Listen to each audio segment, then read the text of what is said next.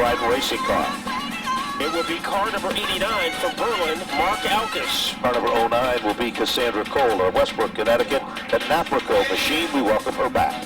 And then it will be Glenn Griswold in car number 60 at the rear of the field.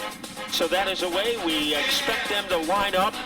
20 laps of dynamite here in our SK lights, and we get ready to turn them loose. Off turn number 4, the green is out and quickly moving to the front of the class. There is no question about it.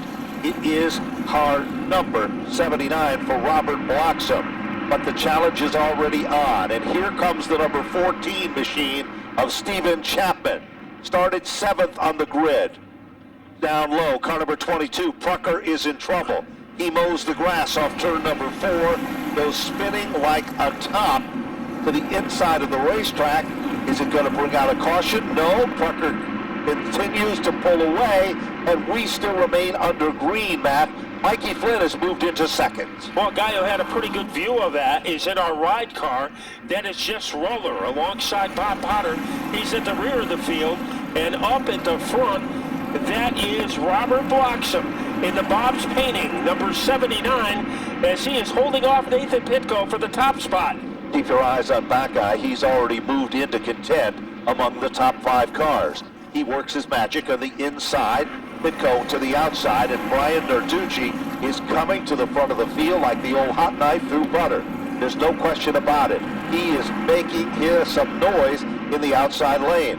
Hodgson is there, Charland is there, back to the front of the field. Leader still remains in the competition as they come off the turn. It is a dogfight battle to the front of the field, and it's still Robert Bloxham in command. Mikey Flynn in second, Stephen Chapman is third, Buckeye is fourth, and JP, Jonathan Pulio, is up to position number 5. Here's a youngster with a ton of talent. He's threading the needle through traffic, but Narducci is all over him as he works the outside groove, Matt. That's where we'd seen Narducci be strong in recent weeks. A couple of honor roll students are fighting it out. JP Lightning and Brian Narducci trying to make a bold move underneath the 79. We have trouble deeper in the field. Joey Farino is off the pace. Joey Farino's car was suddenly evil. What a great job he did in the recovery mode. Meanwhile, back down the straightaway, it is Bloxham, the leader. Now, moving to the inside, Mikey Flynn. Going, gone. Mikey Flynn becomes leader number 2, 6 laps into this 20-lap event. Who's the tail that wags the dog now? It is car number 14 for Stephen Chapman. And Buckeye is there, Matt, and here comes Narducci. Buckeye right behind Stephen Chapman. Here comes Chapman. Bold move, like he was fired out of a skeet shooter. And Stephen Chapman is on the verge of taking over the lead. And Flynn has something to say about that. And it is Chapman out in front. And here comes Buckeye to move into second. Buckeye moves into second. Narducci is right behind him. Mikey Flynn on the outside, stuck in the upper lane. 4 cars, 5 cars. Now put JP for Julio into the hunt, as now Narducci is stuck on the inside.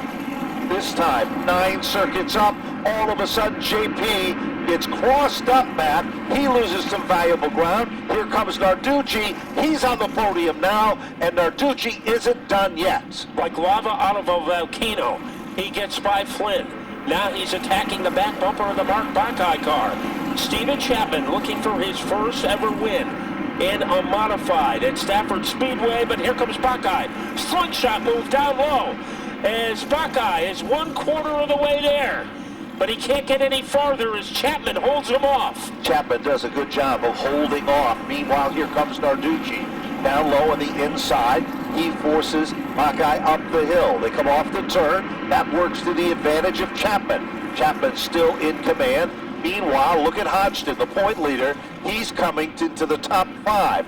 Car number 55 is moving to the front. Mikey Flynn is there, and Robert Bloxham, once the leader of the event. Here comes Buckeye again. He sees some daylight to the bottom, Matt. What's it going to be in turn 3? Once again, he got 1/4 of the way there. He gets a helping hand from Narducci as he tries to torpedo his way underneath Stephen Chapman. And Chapman, with a good lift off the corner, is able to solidify his lead. Here comes Narducci on the outside. Brian Narducci had a car that ran like a slot car on rails in the upper groove in previous weeks. Two cars contending all over Chapman. He's the meat of the sandwich that time as he comes off turn number 4. Boy, if this keeps up, Stephen Chapman is going to be the only 15-year-old with white hair, because they are really giving him a workout. Down low, Narducci trying to make the slingshot move. The crossover. He is even with Chapman. He is ahead of Chapman. With 5 to go, Narducci is out in front. Third leader of the event, Brian Narducci takes over the lead. And like out of a storm and out of the clouds comes Hodgson with car 55. Hodgson moves into the 3rd spot. Teddy Hodgson, car number 55, started 15th on the grid. He's up on the podium in position number 3. There are 4 circuits remaining, Matt. That's 2 miles. Narducci slips up the racetrack. Chapman goes to the inside. Chapman takes over the number 1 spot. Here comes Hodgson. Here comes Buckeye. 4 cars contending that. The clock is ticking. Here comes Teddy Hodgson on the inside groove, but Chapman leads him back to the line. So the missile is Teddy Hodgson. Narducci, it was like he stepped on black ice. He lost his groove. Here is Hodgson trying to make him pay with a power move underneath the 01. And Narducci getting knocked around like a ping pong ball in a lottery jar. He is after Chapman down to the final 2. Stephen Chapman 2 laps away from his first SK Light win at Stafford. But here comes Narducci. Narducci tries everything on the bottom. Lap traffic up ahead of the leader. Hodgson is there. Here's Buckeye. But it's the youngster Chapman leading him off turn number 4. As they come off turn 4, heavy traffic, white flag is out. This is the one that counts the most. The youngster looking for his first career victory. Tap to the back bumper. Narducci lets him know he's there, Matt. Heavy traffic in front of the leaders. Will it be a factor? They dive down into turn number 3. Narducci bonsais to the inside. Off the turn, checkered flag is out. Brian Narducci in a squeaker. And timing and scoring shows Mark Buckeye to finish in 2nd. Teddy Hodgson to finish in 3rd. Stephen Chapman, what a great run for this youngster to finish in the 4th position. Alexander Pearl in position number 5. And I believe it's Joey Farino giving him a lift. And right now, let's go to Napa Victory Lane and check in with your host, Dave Barabalt. Mark, what was wilder, the ride from Joey Farino or the ride tonight winning the SK Light feature? Oh, the ride tonight winning the SK Light feature. It was a really fun race out there racing with those guys. I mean, the 14 was blocking a little bit, so I kind of feel bad for Brian, but he did get warned, and it was just good fun racing. I had a lot of fun out there, and I hope to do it again soon. The people behind the 76, I know this is like this. Yeah, there's a lot of people behind the 76. I got all the crew. I got Frank and Dean and Joey, Paul. You know, they make this thing go every week. We also got RH2 radios with Gino. He puts the bill for us so we can come out here and have a lot of fun and put on a show for you guys. Arts Radiators, Ferndale Construction, everybody helps out to keep this car on the track.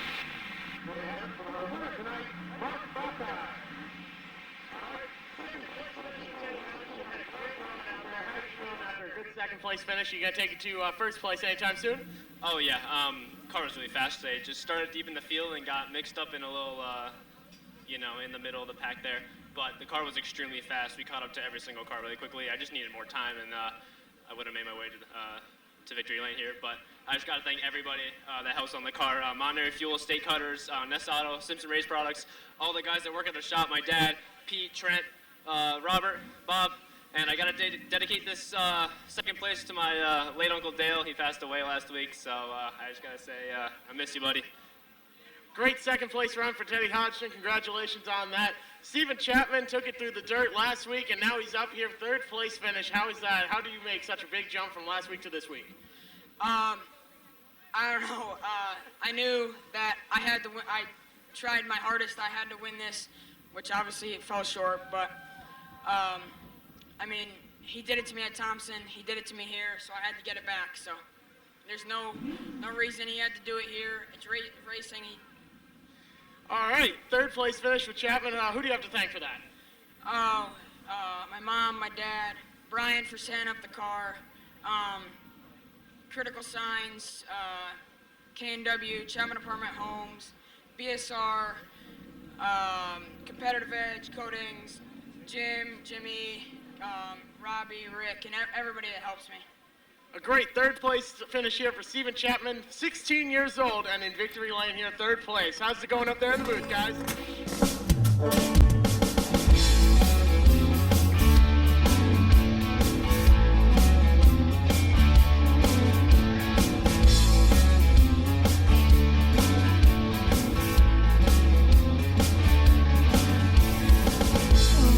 Morning, I'm feeling down. 'Cause all this life's such a drag. And I can help but stare at my cue. Think about what good times we had. 'Cause every day was a Saturday. 'Cause I ain't got a thing to do. Have a good time. That's right. Just won't have a good time all night. That's right. That's right. I got some cold shilling on some ice. And all the fellas coming. Gonna drink us a beer tonight. Try to find me a girl or two. I hope you find me a redhead. 'Cause I've never been a woman. But I bet it'd be a good time. That's right. Just won't have a good time.